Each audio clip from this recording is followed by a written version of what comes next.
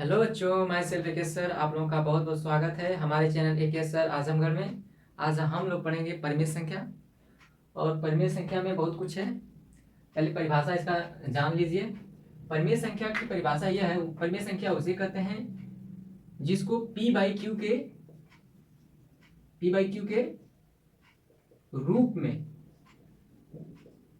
लिखा जाता है।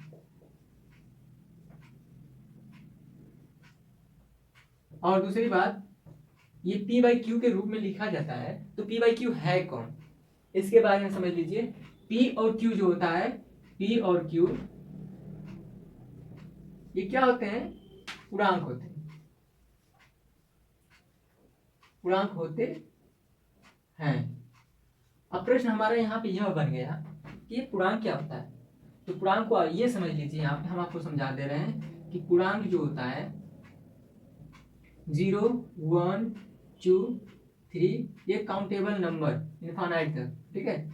और ये यही नंबर माइनस में 1, -1 और -2 और -3 और ये कहाँ तक, -इंफिनिटी तक। ये जो टोटल ये है, ये सभी नंबर जो है पूर्णांक कहलाते हैं, ठीक है। ये सभी क्या कहलाते हैं? पूर्णांक कहलाते हैं। तो हमारा p जो होगा और जो q होगा वो क्या होगा? पूर्णांक होगा। और जब यह पूर्णांक होगा तो ये हमारे p का मान इसी में से लिया जा सकता है, या तो 4 लिया जा सकता है, या तो 5 लिया जा सकता है, या तो -2 लिया जा सकता है, 3 लिया जा सकता है, -4 लिया जा सकता है, कहाँ तक? -इंफिनिटी तक। तो ये p और q के मान लिए जा सकते हैं, ठीक है। लेकिन यहाँ पे देखेंगे तो यहाँ पे p और q जो अगर ये सब मान लिए जाएंगे तो यहाँ पे 0 भी होता है। पूर्णांक जो है 0 भी एक पूर्णांक है। तो यहाँ पे एक कंडीशन दी जाती है, परिमेय संख्या की परिभाषा में एक कंडीशन दी जाती है कि परिमेय संख्या हम उसको बोलेंगे जो p बाई क्यू के रूप में लिखा जाता है, उसको हम परिमेय संख्या कहते हैं। और वो p और q जो होता है पूर्णांक होते हैं। लेकिन एक कंडीशन यह दी जाती है कि आपका कभी भी q का मान 0 के बराबर नहीं होना चाहिए। ये कंडीशन होती है, कभी भी q का मान 0 के बराबर नहीं होना चाहिए। ये आपको कंडीशन दे दी जाती है कि भाई ये p और q का मान पूर्णांक हो, कोई भी वैल्यू ले लिया जाए, लेकिन कभी भी q का मान 0 नहीं लेना है। अगर 0 अगर ले लिया गया q का मान तो वो परिमेय संख्या नहीं बोला जाएगा, ठीक है। जैसे कि एग्जांपल में आपको हम बता दे रहे हैं कि 7/-3, तो 7 भी देखिए इसी में, ये 7 क्या है? अगर आप कंपेयर करेंगे इससे तो देखिए p बाई क्यू लिखा जाता है, ठीक है। तो यहाँ पे कंपेयर करेंगे तो देखिए क्या है, p की वैल्यू क्या मिली? 7 मिली, है ना। और q की वैल्यू क्या मिली? -3 मिली। और ये देखो दोनों जो है इसके अंदर से है ना, क्योंकि p और q का मान पूर्णांक होते हैं, इसी से है, राइट। और यहाँ पे देखिए q का मान 0 नहीं ना है जी, बिल्कुल 0 नहीं है, -3 है। यानी कि पूरा ये जो लिखा गया है -7/3 ये क्या है? एक परिमेय संख्या है। अगर हम ये पूछ दें कि बताइए 5/0 ये क्या है? परिमेय संख्या है या नहीं है? तो आप बोलेंगे नहीं है। क्यों? क्योंकि देखिए ये लिखा जाएगा p बाई क्यू के फॉर्म में। तो p का मान यहाँ पे अगर देखा जाए कंपेयर करने के बाद तो 5 मिला, और q का मान देखा जाए तो 0 मिला। जबकि हमारा परिमेय संख्या की परिभाषा कहती है कि कभी भी q का मान 0 नहीं होना चाहिए। लेकिन यहाँ पे q का मान क्या दिख रहा है? 0 दिख रहा है। यानी कि हम इसको क्या कहेंगे? ये परिमेय संख्या आपकी नहीं है, ये आपकी परिमेय संख्या नहीं बोली जाएगी, ठीक है।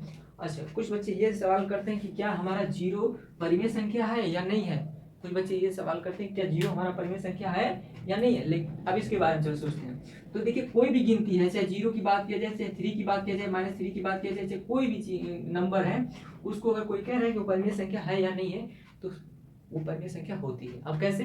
ये तो आपका p बाई क्यू ग्रुप में दिखाई नहीं दे रहा, क्योंकि इसमें अपान तो दिया ही नहीं है।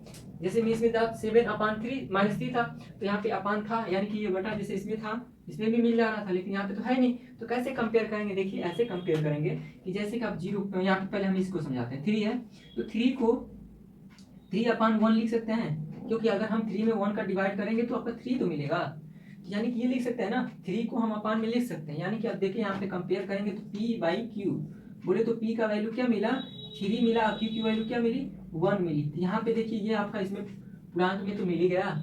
और ये देखो q का मान 0 नहीं है, 1 है ना। यानी कि ये आपका 3 क्या है? एक परिमेय संख्या है। 3 आपका परिमेय संख्या है। उसी तरह 0 को भी लिख सकते हैं, 0/1 और इसको अगर डिवाइड करेंगे तो हम क्या मिलेगा, जीरो, यानी कि जीरो भी एक परिमेय संख्या है। यानी कि हमारे जितने भी नंबर होते हैं उसमें जो नंबर होते हैं, जैसे कि पूर्णांक जो होते हैं, सभी पूर्णांक हमारे क्या होते हैं, परिमेय संख्या होते हैं। नेचुरल नंबर भी हमारे क्या होते हैं, परिमेय संख्या होती है। पूर्ण संख्या भी हमारी परिमेय संख्या होती है।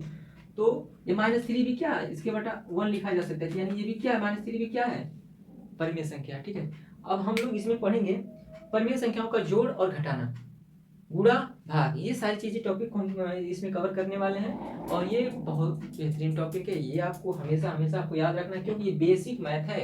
ये नहीं आएगा तो कुछ नहीं आएगा, क्योंकि इसी पे तो खड़ी है पूरी मैथ। ये तो आपकी जड़ है ना, मैथ अगर पढ़ रहे हैं तो ये आपकी जड़ है। ये आप जानते हैं कि ये मेन जड़ है। जब यही नहीं आएगा तो कुछ नहीं आने वाला है। आगे बढ़ते हैं। जैसे कि आप परिमेय संख्या, दो परिमेय संख्या दे दिया है, 3/5 एंड 7/3, ऐसे कुछ दे दिया है। तो अब हमको क्या करना है कि ये दो परिमेय संख्या है, इनके बीच में हम चिन्ह लगाएंगे। जैसे चिन्ह में हम क्या ले सकते हैं, जोड़ का, घटाना का, गुणा का, भाग का। तो हमको 4 टॉपिक पढ़ना है। दो परिमेय संख्याओं में जोड़ और गुणा और घटाना, भाग, ये 4 हमको टॉपिक से पढ़ना है। 4 टॉपिक कलेक्ट करेंगे।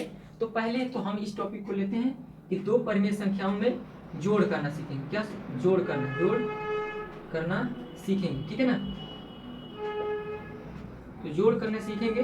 जैसे कि यहाँ पे प्लस का अगर सिंबल लेते हैं तो प्लस के लिए क्या होता है कि आप याद कर लेंगे कि यहाँ पे जो सेकंड यानी कि जो दूसरी परिमेय संख्या होती है उसका हर का मल्टीप्लाई फर्स्ट वाली परिमेय संख्या के अंश के साथ होती है, ठीक है। यानी कि यहाँ पे देखिए 3 गुणे यहाँ पे क्या है 3, ठीक है। और फिर ये जो बीच में सिंबल रहता है, चाहे जोड़ का हो चाहे घटाना का, वो प्लस लिया जाएगा। अब इसका सेकेंड वाले का हर और फर्स्ट वाले का, तो सेकेंड वाले का अंश और फर्स्ट वाले का हर लिया जाएगा 7 × 5, और पूरे के अपान किया जाता है। जो दोनों लोगों का हर होता है ना उन लोगों को लिखा जाता है। जैसे कि यहाँ 5 और 3, तो 5 × 3, ठीक है। अब ये हल करेंगे। हल करने का जो तरीका होता है ना, ये पूरा का पूरा जो ऊपर ये दिया है इसमें भागयोग का नियम लगता है, ठीक है।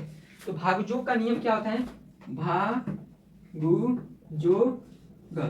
मतलब पहले भाग करिए, फिर गुणा करिए, फिर जोड़ करिए, फिर घटाना करिए। इसमें देखिए भाग का तो चिन्ह कहीं है ही नहीं। फिर उसके बाद गुणा का चिन्ह यहाँ पे है और यहाँ पे, किनके बीच में है 3 और 3, तो 7 और 5, इनको हमको खत्म करना होगा, ठीक है। तो हम क्या करें, 3 का 3 में करेंगे 9 और प्लस, और 7 का 5 में करेंगे तो आपका हो जाएगा 35 अपान, ये आपका कितना हो जाएगा 15। अब ये बीच में सिंबल जो है इसको खत्म करेंगे तो कितना हो जाएगा 44/15। ये हमारा क्या मिला, आंसर मिलेगा, ठीक है। तो अब यहाँ पे माइनस होता तो क्या होता, माइनस होता तो क्या होता, कुछ नहीं, जो है आपका सिंबल यहाँ पे माइनस आ जाता, सिर्फ सब कुछ सेम वही रहता। 3 × 3 -7 × 5 अपान 5 × 3। अब इसको गुणा करेंगे तो 9 - 35, ये 15 हो जाएगा। अब इसमें से अब घटाना है तो क्या बनेगा 26 हो जाएगा, है ना, वो भी माइनस में अपान 15।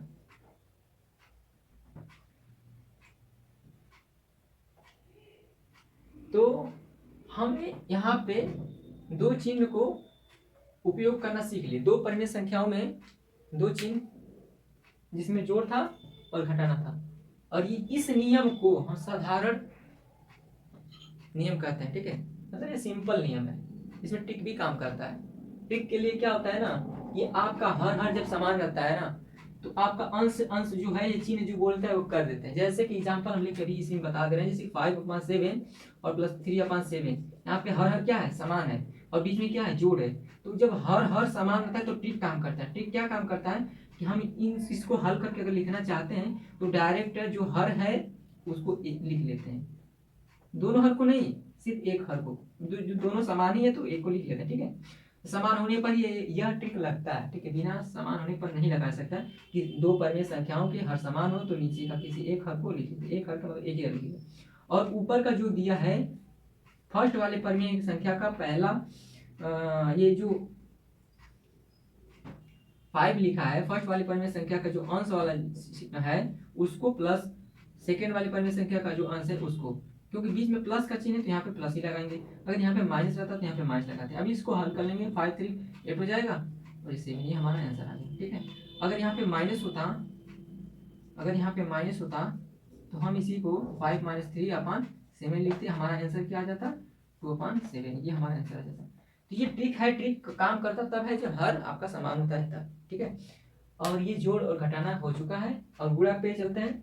तो गुणा में क्या होता है कि दो परिमेय संख्याओं का जब गुणा किया जाता है, ठीक है, तो दो परिमेय संख्याओं का गुणा बहुत ही आसान है, इतना आसान है कि आपको बहुत जल्दी आ जाएगा। देखिए जैसे जैसे कि 3/5 है और एक परिमेय संख्या ले रहे हैं 5/4 ले रहे हैं, इन दोनों परिमेय संख्याओं में के बीच में कौन सा चिन्ह लगाना है, गुणा का लगाना है। तो गुणा का लगाते हैं तो सीधे सीधे आप ये याद कर लिए कि इसका अंश इसके अंश के साथ मल्टीप्लाई, इसका हर इसके साथ हर के साथ मल्टीप्लाई, डायरेक्ट अंश टू अंश और हर टू हर मल्टीप्लाई होता है। ठीक है, तो ये हो जाएगा 15 और ये हो जाएगा 20।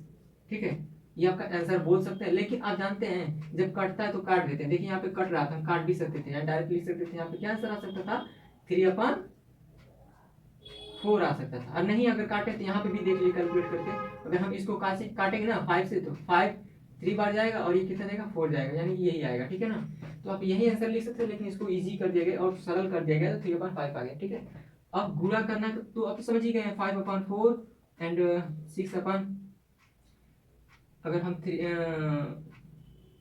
7 लिख दे रहे हैं तो क्या होगा, इसका अपन सीधे सीधे मल्टीप्लाई हो जाएगा, 5 × 30 और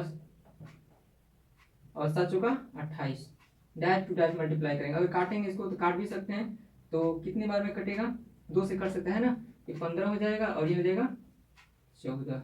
ठीक है, ये आप नहीं कर सकता है, इसको आंसर बोल देंगे। ये आपका कितना 2 से काटे हैं तो ये आपका 15 बार गया है और ये 14 बार। ठीक, ये आपका आंसर है। ठीक है, तो गुणा तो आप समझ गए। अब भाग का वाला सिंपल है, जैसे कि आप दो परिमेय संख्या लिया जाए 3/5 और यहाँ पे जगह खाली है और 8/3। अब इसमें हमको लेना है भाग का, भाग का ले लेना है। तो भाग के लिए हमको ये काम याद रखना है, जो सेकेंड वाली परिमेय, जैसे कि फर्स्ट परिमेय संख्या में सेकेंड है, ये दूसरी वाली परिमेय संख्या क्या किया जा रहा है, भाग किया जा रहा है। तो भाग किया जा रहा है तो क्या करते हैं कि भाग वाले को गुणा में बदल देते हैं, ये भाग वाला चिन्ह को हम क्या कर देते हैं, गुणा में बदल देते हैं। जैसे कि यहाँ पे क्या करेंगे 3/5, फर्स्ट वाले परिमेय संख्या को कोई बदलाव नहीं किया जाता है, सेम जैसे रहता है वैसे छाप लिया जाता है, और यहाँ पे भाग का चिन्ह है तो यहाँ पे गुणा का चिन्ह लगा दिया जाता है। और जबकि हम ऊपर गुणा का चिन्ह को हम जान चुके हैं, अंश का अंश में हर का हर में मल्टीप्लाई ही होता है। लेकिन भाग के लिए क्या जाता है कि भाग का चिन्ह को गुणा में लिख लिया जाता है, और जब गुणा में लिखेंगे तो कुछ चेंज होगा। तो चेंज का मतलब ये होता है कि इसके बाद ये जो परिमेय संख्या रहती है उसी को पलट देते हैं। पलटने का मतलब हमारा यह है कि जो हर रहता है उसको अंश बना दिया जाता है, जो अंश होता है उसको हर बना दिया जाता है। आप समझ चुके होंगे कि हमको क्या लिखना होगा, ये लिखा जाएगा 3/8, इसको कैलकुलेट किया जाएगा डायरेक्ट टू डायरेक्ट, अंश टू अंश एंड हर टू हर मल्टीप्लाई 9 इसका हो जाएगा 5×40 हो जाएगा। ठीक है, तो ये आपका आंसर आ गया, इसको नोट कर लेंगे। ठीक है, तो भाग भी सीख चुके हैं ना।